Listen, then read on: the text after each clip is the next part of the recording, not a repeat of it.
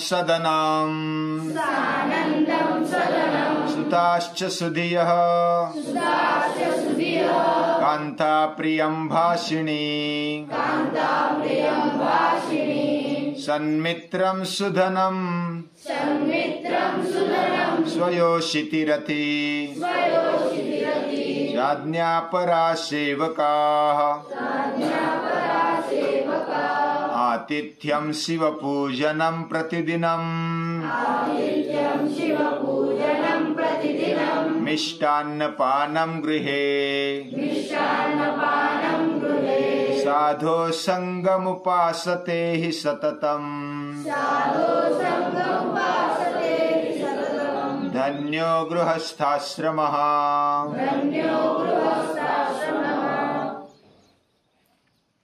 योगेश्वर याज्ञवल्क्य बचपन में उन्होंने 8वें साल में ही पढ़ाई शुरू कर दी और पढ़कर वेदवेत्ता हो गए।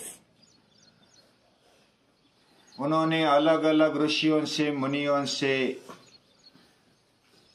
और जो भी वेदांत की सिद्धांत जानने वाले थे उनसे विद्या ग्रहण की और शरीर से जैसे वो बलवान बने वैसे अपने बुद्धि से भी प्रखर बने और वेदों का नया अर्थ उन्होंने ढूंढने का प्रयास किया है और ऐसा अर्थ उन्होंने जीवन को दे दिया और तरुणावस्था में ही उनको प्रसिद्धि मिल गई, कीर्ति मिल गई,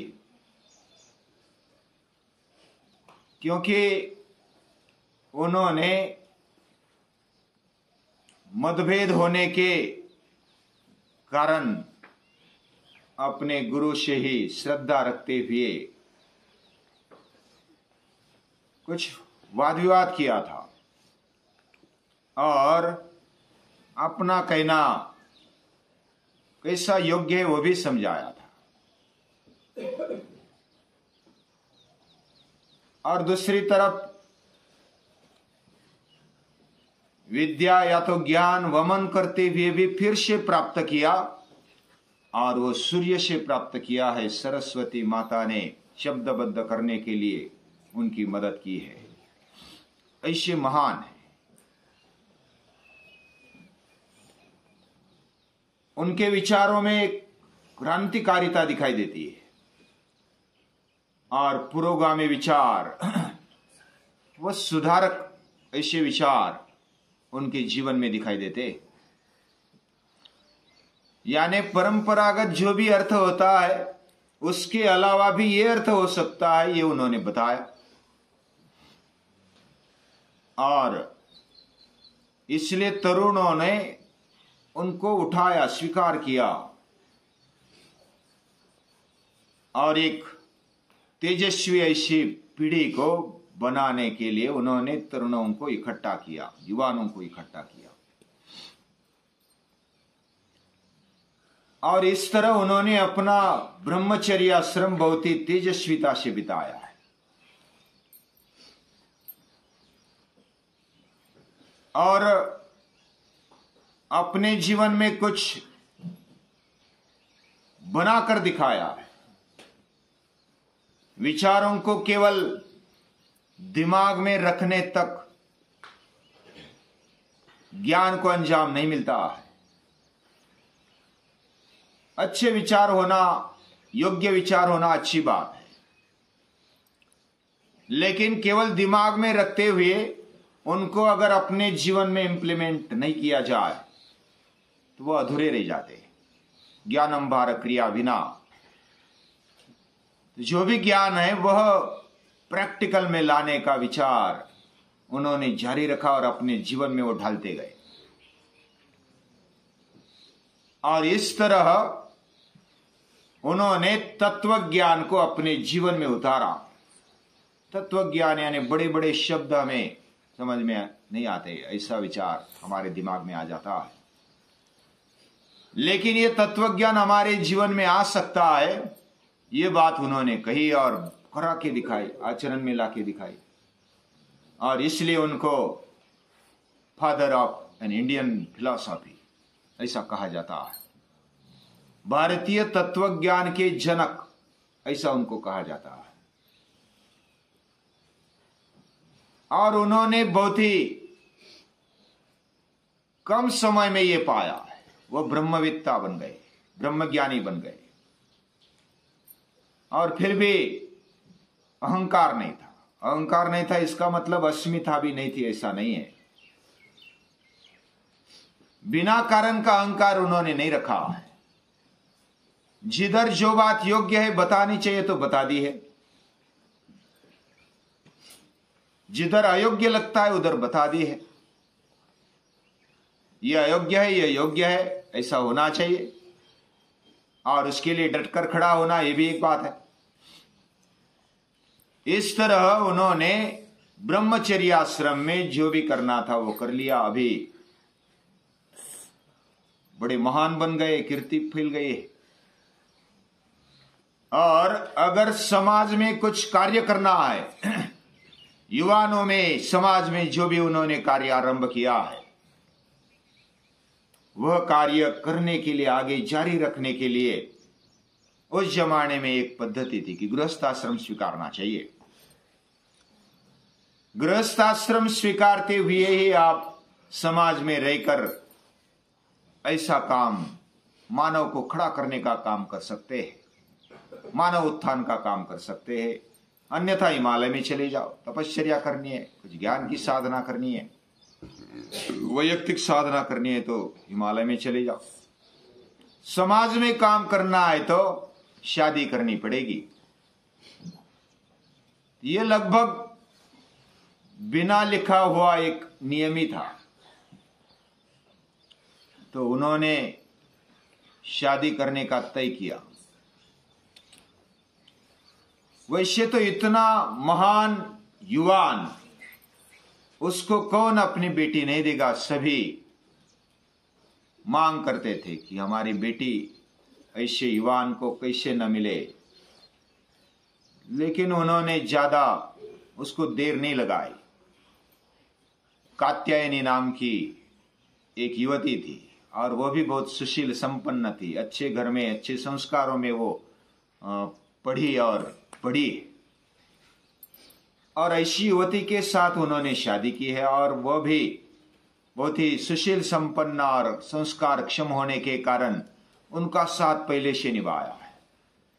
इतना महान पति मिला है कि जो पूरी दुनिया में उसकी कीर्ति फैल गई है शादी के पहले।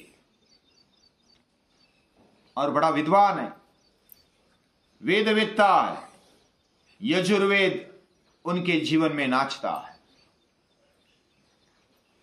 बाकी वेदों का भी अभ्यास है, और वेदों के पुराना जो शुक्ल यजुर्वेद और पुराना कृष्ण यजुर्वेद में अर्थ में क्या क्या भेद है वो उनको मालूम है, सूक्ष्म भेद भी मालूम है।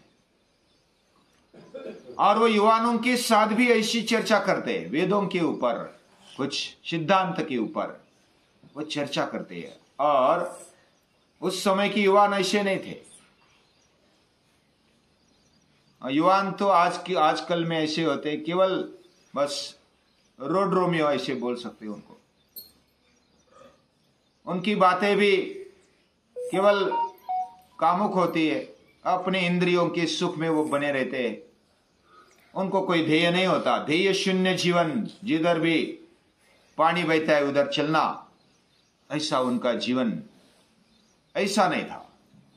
वह सिद्धांत के ऊपर, अपने ध्येय के ऊपर डटकर खड़े रहने वाले युवान थे और अध्ययनशील थे। ऐसे युवानों के साथ वो डिस्कस करते थे, और ऐसी चर्चा वो कोई फालतू चर्चा नहीं थी। केवल इसका क्या हुआ, उसका क्या हुआ, वो किधर भाग गया, वो किधर भाग गई, इसके साथ भाग गई, ऐसी चर्चा। किसका धन लूटा गया, किसके वहां चोरी हो गई, किसने गाली दी, किसने क्या किया, वो सब चर्चा चलती रहती बिना कारण की। कुछ लेना देना नहीं होता उनको। कुछ कर भी नहीं सकते, फिर भी ऐसी चर्चा करते रहते। ऐसी चर्चा के बजाय वो अपने जीवन के बारे में, जीवन विकास के बारे में जो सिद्धांत, जो तत्व ज्ञान, कौन सा काम में आ सकता है, कौन सा सिद्धांत मेरे जीवन में आ सकता है, ऐसी चर्चा होती थी। उसके लिए क्या करना चाहिए, क्या नहीं करना चाहिए, कौन सी बातें करनी चाहिए, कैसा आचरण करना चाहिए, ऐसी बातें होती थी।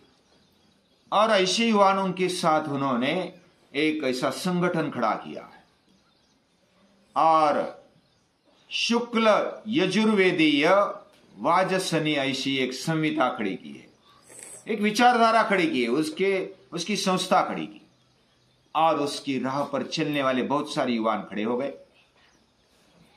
और ऐसा महान पति उनको साथ देने के लिए वो भी, कात्यायनी भी बहुत अच्छी तरह से घुल मिल गई है। वह सुंदर है, सुशील संपन्न है, संस्कारी है, और फिर भी अपने क्षेत्र में कुशल है। जो भी काम हाथ में लेती है तो कुशलता से करती है, साथ निभाती है।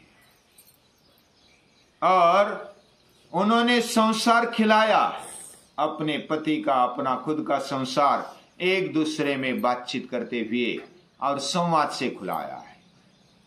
तालमेल होता है, पति पत्नी में भी तालमेल होना चाहिए, और वो तालमेल उनमें दिखाई देता है। ऐसा तालमेल होने वाले पति पत्नी दाम्पत्य बहुत ही कम होते हैं, और ये तालमेल उनमें दिखाई देता है। उनका गृहस्थाश्रम धन्य है, आनंदी घर है, सदैव आनंदी, प्रसन्नता, ऐसा उनका जीवन, दोनों का जीवन। सानंदम सदनम सुताश्च सुदिया कांता प्रियम भाषिनी सन्मित्रम सुधनम स्वयो क्षितिरतिश्चाज्ञा परा सेवका। वह ऋषि होने के बावजूद भी उन्होंने शादी की है। उस समय पद्धति थी, वो मुनि है, वैराग्य वृत्ति धारण कर रहे हुए वो जीते, और उनके जीवन में जो भी मिलता है वो आनंद से खाते, और जो भी उनके घर आता है कुछ ना कुछ योग्य विचार, ऊंचा विचार लेकर जाता है। अतिथि सत्कार होता है, सतत कल्याणकारी विचार उनके दिमाग में है, और जो भी सामने आता है भगवान का प्रसाद समझकर वो खाते हैं, प्रसन्नता से खाते हैं, मिष्टान्न समझकर खाते हैं। और ऐसा सज्जनों का संग जिनके घर में सतत चलता है, सतत दैवी विचारों का गुंजन उनके घर में चलता है, और वो समाज में भी घूमते, घर घर जाते हैं, कुछ ऐसे कुछ समूहों को मिलाकर चर्चा करते, वाद विवाद करते, संवाद करते, उसमें से युवान कैसे खड़े हो जाए, इस तरह वो अपने जीवन में कुछ एक अलग ऐसा जीवन उन्होंने बनाया है। खुद का ही नहीं, बाकियों का जीवन भी उन्होंने बनाया है। तो छोटे उम्र में होते हुए भी जो बड़े उम्र वाले ऋषि थे, मुनि थे, उनको भी वो आदरणीय बन गए। तो उस समय एक बार क्या हुआ, वो जनक राजा अपने रथ में जा रहे थे, और एक पेड़ के नीचे याज्ञवल्क्य और कुछ उनके मित्र युवान बैठे हुए थे। उनकी चर्चा चल रही थी। क्या चर्चा चल रही थी? ब्रह्म ज्ञान के बारे में चर्चा चल रही थी। कुछ अलग अलग ऐसे ही विषयों के बारे में चर्चा चल रही थी। तो जनक राजा रुक गए कि ये युवान क्या चर्चा कर रहे हैं। उनके कान पर आया कि उत्क्रांति, प्रगति, कुछ आभास, ऐसे शब्द उनके कान पर आए तो वो उतर गए। जनक राजा भी विद्वान थे और वो भी बहुत ही विनोदी थे। उन्होंने उतरकर उनके चर्चा में भाग लिया और बहुत मजा आया। उनको भी मजा आया, युवानों को भी मजा आया। जनक राजा जैसे राजा हमारे ग्रुप में आया और चर्चा की, संवाद किया, बहुत ही अच्छा लगा। लेकिन जाते जाते जनक राजा ने कहा कि इन लड़कों को, इन युवानों को जो भी बोल रहे इसका अर्थ पता नहीं, बोलते हैं, पोपट पंची करते हैं। ऐसा बोलते बोलते वो रथ पर चढ़ गए और चलने लगे। याज्ञवल्क्य को अच्छा नहीं लगा और वो दौड़कर रथ में चढ़ गए। बाकी लोग बोले कि अरे तो राजा है, ऐसा मत करना, बोल गए तो बोल गए, कोई बात नहीं है, जाने दो। लेकिन याज्ञवल्क्य रुके नहीं, वो चढ़ गए रथ पर। रथ पर चढ़ जाने के बाद वो बोलने लगे जनक राजा से, हे राजा, आप राजा है, वृद्ध है, विद्वान है, और हम जैसे छोटे हैं, फिर भी हम अर्थ नहीं जानते, ऐसा आपने कैसा सोच लिया? आप सचमुच अगर ब्रह्मवेत्ता है तो नीचे उतर जाओ, थोड़ा समय दे दो और बैठो हमारे साथ, फिर कहो कि अर्थ नहीं पता है। आधा सुनकर ऐसा मत बोलो। वो विनोदी बुद्धि थे, उन्होंने कुछ खड़ा डाला, पत्थर डाला, और कैसे ये विद्वान, कैसे युवान, वो जांचने के लिए उन्होंने फिर से नीचे आ गए और चर्चा झड़ गई। और चर्चा झड़ गई तो याज्ञवल्क्य को भी मजा आ गया, जनक राजा को भी मजा आ गया। और ये छोटे होते हुए भी, युवान होते हुए भी बहुत ही विद्वान है, समझदार है, अपने जीवन में उतारने वाले। ये पता चलने पर जनक राजा ने उनको धन्यवाद दिया और उनको बधाई दी कि धन्य है ऐसे युवान, विद्वान एव विजानाति विद्वज्जन परिश्रमम नैवंद्या विजानाति गुरुवी प्रसव वेदनाम। वह भी विद्वान है, राजा है फिर भी विद्वान है, वो राजर्षि है। और ये जो युवान है ये ब्रह्मर्षि है, योगीश्वर है।